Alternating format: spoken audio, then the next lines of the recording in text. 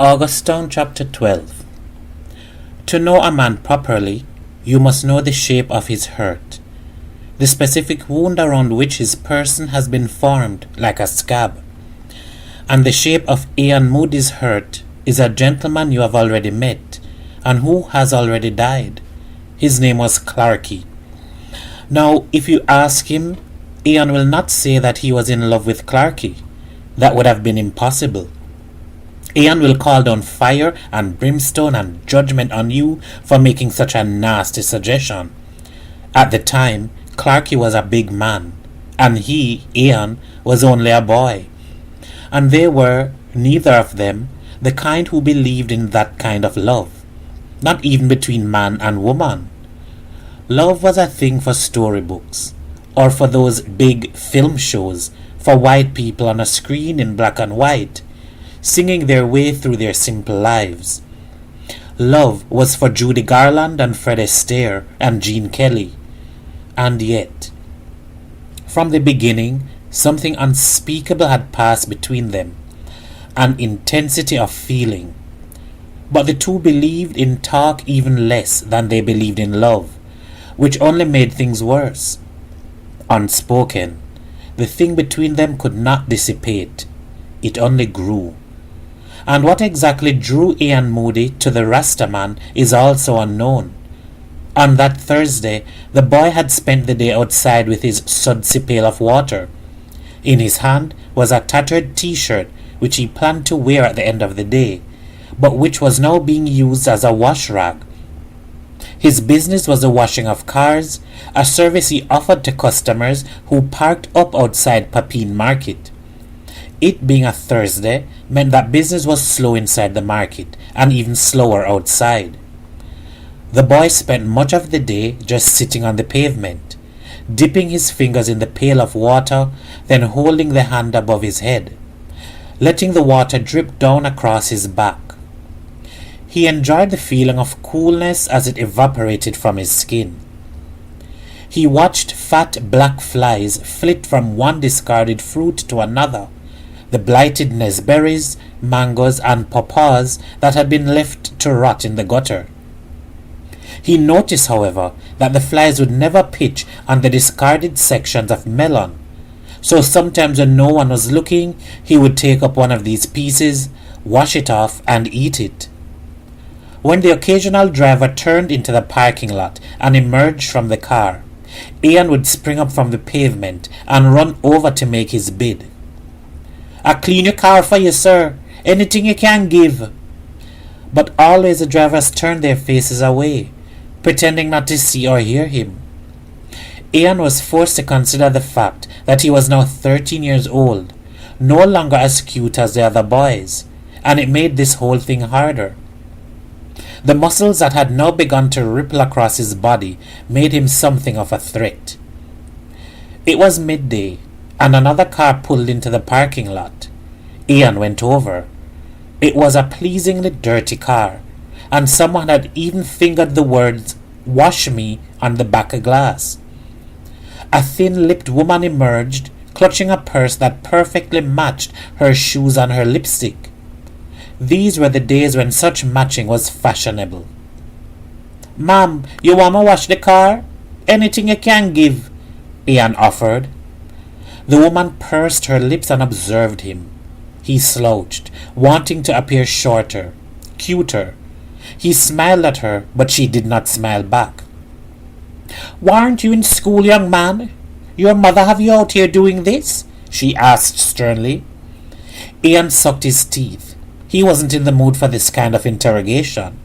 He twisted his face as if the words were being squeezed out of it and threw his hand out extravagantly. "Go suck your blood clot, mother," he said, and turned away from her stunned expression. That felt good. As he walked away, he tipped all the sudsy water over his body, then threw the pail with force into the gutter. He was done with that work. He walked into the market and sat across from Clarkey's blue and yellow hand cart. Ian had always liked Clarkey. The Rastaman was kind to him. Some days he would sit across from his handcart, and Clarkey would peel an orange and throw it towards him. Just that. The simple things. The boy would smile and the Rasta man would nod his head. Today, Ian watched with a new fascination the sale of these oranges. How Clarky would hold the fruit with these long, delicate fingers that suddenly didn't seem to belong to a man who sold in the market. Clarky would press the blade into the skin of the fruit and then spin it around, the skin falling away like a perfect flower, the air, for a moment, smelling of zest. He had never had a father, but today Ian thought Clarky was the kind of man he would want to become one day. Everything the Rastaman did had a strange beauty to it. He must have sat there for hours just watching. Now and again, Clarky would look over to him and nod, then focus again on what he was doing, the sale of callaloo and ugly fruit and sweet, sweet oranges. It was almost 5 o'clock. The market would close soon. Clarky slumped himself onto a concrete block, visibly tired.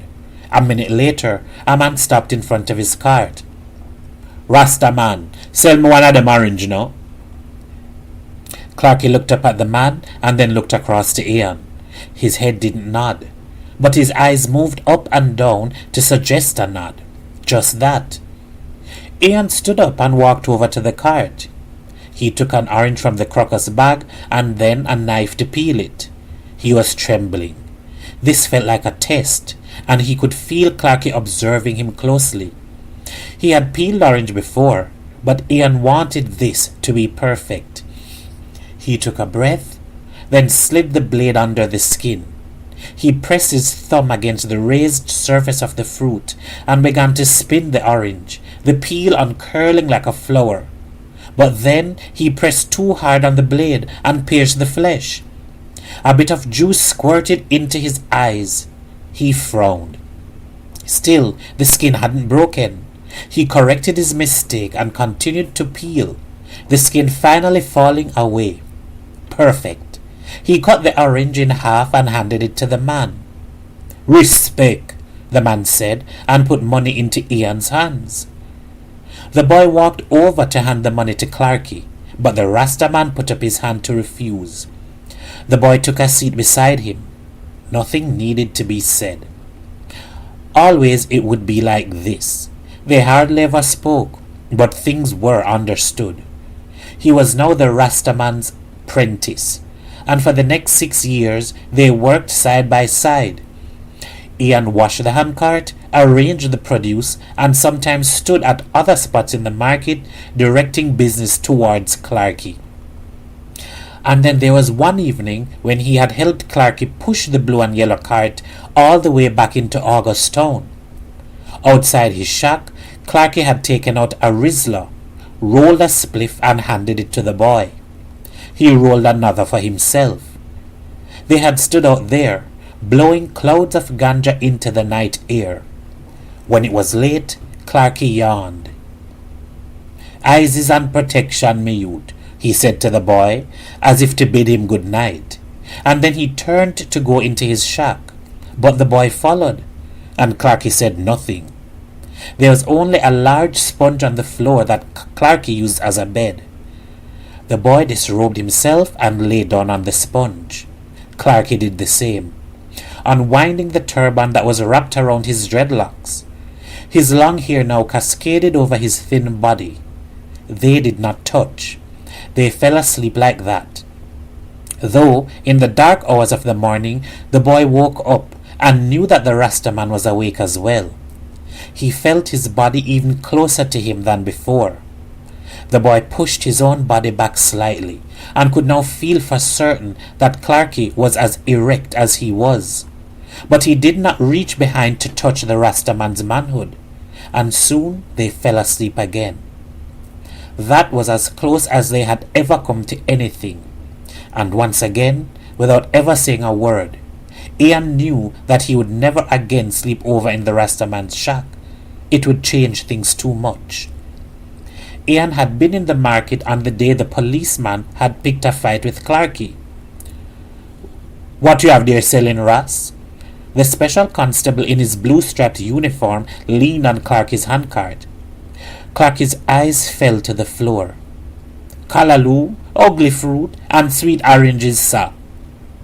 You sure that is all you're selling, Ras? You don't have no other vegetable matter? The officer grinned. Clarky still didn't lift his eyes, but his grip tightened on the knife he was holding. Callaloo, ugly fruit, and sweet oranges, sir, he repeated. The officer's grin expanded into a laugh. Nah, me don't believe your ass. You're hiding something from me. What else you have here? The officer thrust his hand into Clarky's cart. He began to rifle through the bunches of callaloo as if determined to find something hidden underneath that mound of green leaves. He tossed bunches to the left and to the right. They fell on the dirty market floor. Blood clot Babylon, Clarky shouted. He had finally lifted his eyes, but he had also lifted his hands. The blade of the knife shimmered above his head. The officer looked at Clarky. But wait, Ras. Is a weapon that you have? Is assault you want assault me? Clarky looked at his own hand, as if both surprised and accused by it. No, sir, he tried. The officer raised his baton and swung it towards Clarky. The knife fell with a clang onto the floor. But it's a serious crime that you know, Ras, eh? A serious crime. But Clarky's attention was once again on the callaloo. He went down on his hands and knees and began to retrieve the bunches that had been tossed out. He looked across to Ian, as if pleading for help. Ian swallowed the lump in his throat and looked away. The officer was growing impatient. You're going to listen to me when I talk to you, you know, Ras. You're going to listen. Clarky was within kicking distance, and the officer did not let the opportunity pass. The Rastaman groaned when the boot made contact with his stomach, and he fell, sprawled out, face down on the dirty floor. The market erupted in noise, and the youthful Ian finally found his voice. Why you not left the man alone? The Ras trouble you or something? Blood-clad police, a pussy you a look, another vendor tried. The body on the floor began to heave. The Rastaman was crying. He didn't make a sound, and yet something was pouring out from him, a thick, grey thing which was nonetheless invisible. The thing poured out of the man, and everyone in the market could feel it against their skin and in the lining of their nostrils. The officer swung his baton a second time, a third time, a fourth time, a fifth time. The Rastaman was now being handcuffed and dragged off to jail. A day later, Clarky walked back into Augustown without his dreadlocks, but he carried about him still this oozing, thick, grey, infectious feeling. When Ian found out that Clarky had been released, he ran all the way to the blue and yellow shack. He stepped into the yard to find Sister Gilzine whispering, "Jesus Christ! Jesus Christ! Jesus Christ!" and Ma Taffy's three nieces sobbing. Ma Taffy herself was just standing there, silent and stoic, and he wondered why they were all behaving like this when Clarky was just standing there, without his dreadlocks, and spinning.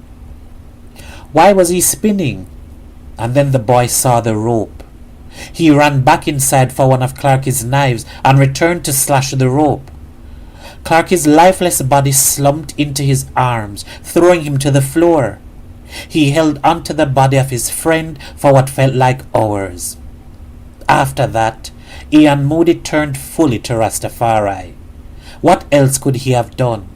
What other offering could he have given to his friend but his life? He joined the Bobo Shanties and moved into Armageddon Yard, a fenced-off compound that sat on top of Dread Heights.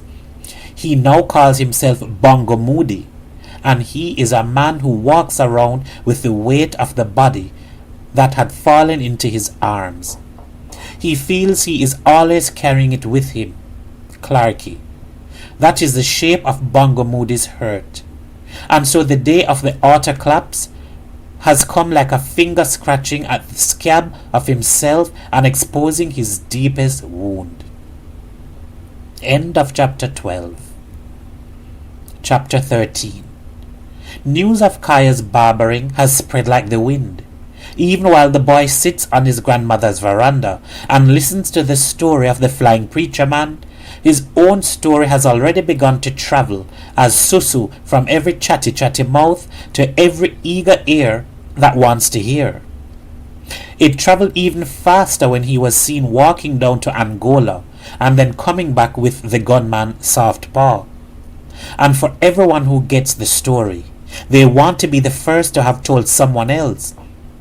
So it goes from fence to fence and from phone to phone, circling its way around Augustown several times, so that those who were the first to deliver it will be satisfied to receive it again in just a short space of time from other sources, like a gift returned to them.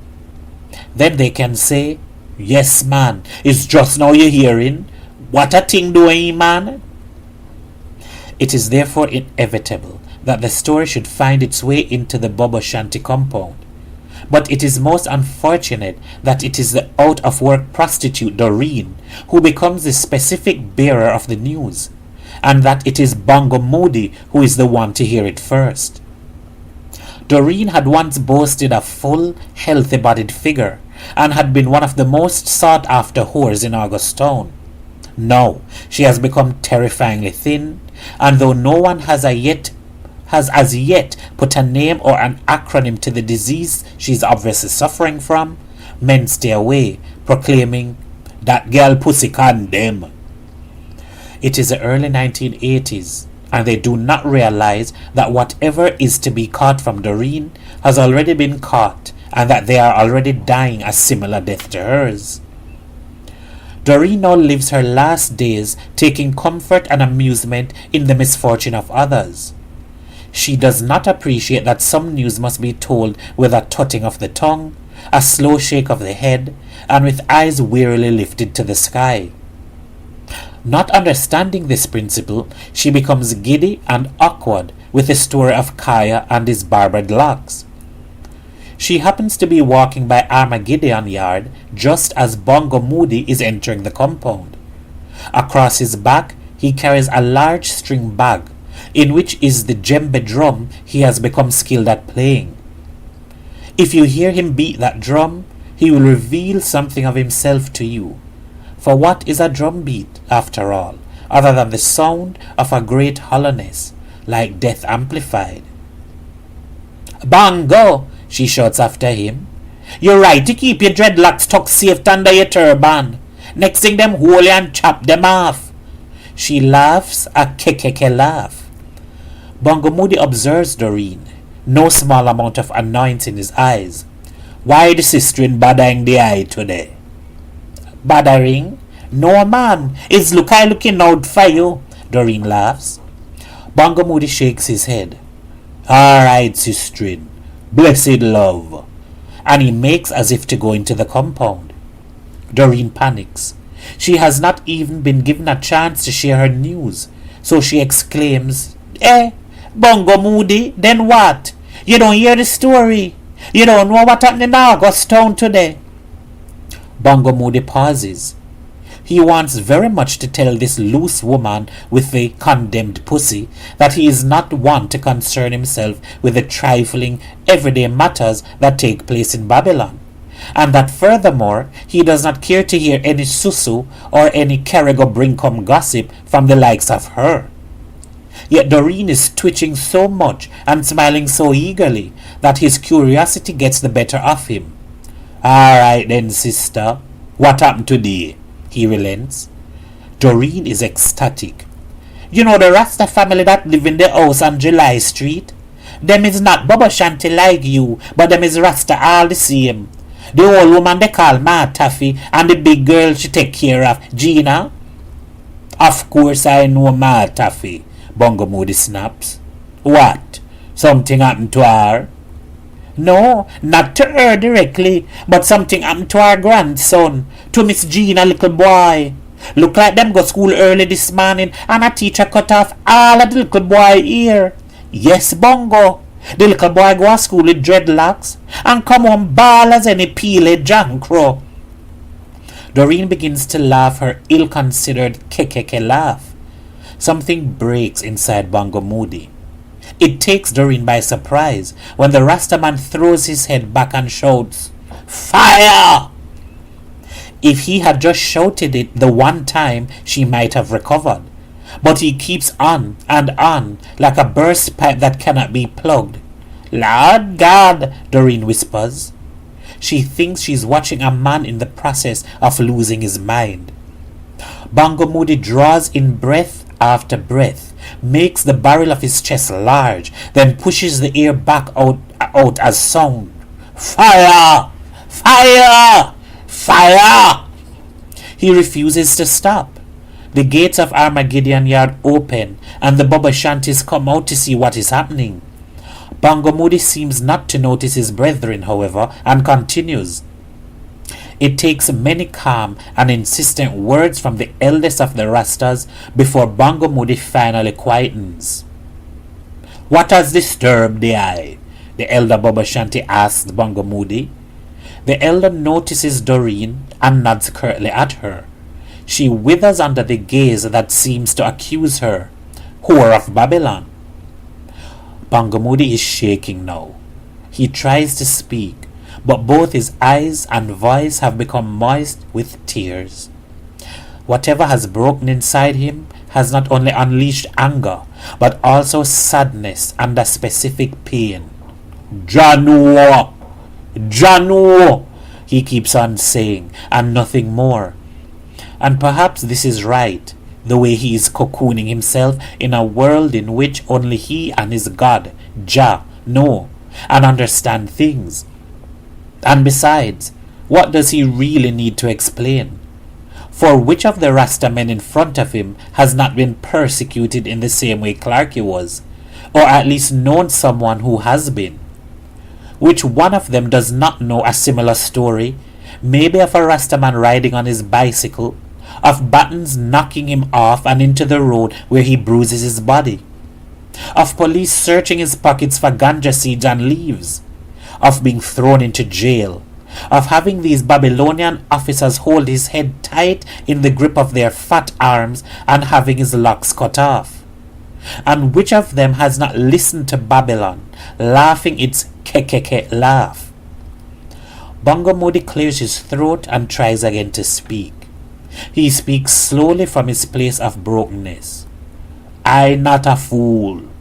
I know Babylon have their tricks and evilous ways. I know Babylon do to Jesus and Bedward and Marcus.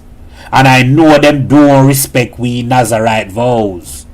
I know them want to rob we of strength like Samson and Delilah. But Jano, I did think them things that was in the past. I did think them things that stop happen. But look like Babylon still up to the same shit." "My brother," the eldest Rastaman says to Bongo Moody, "you're right that Babylon will never change.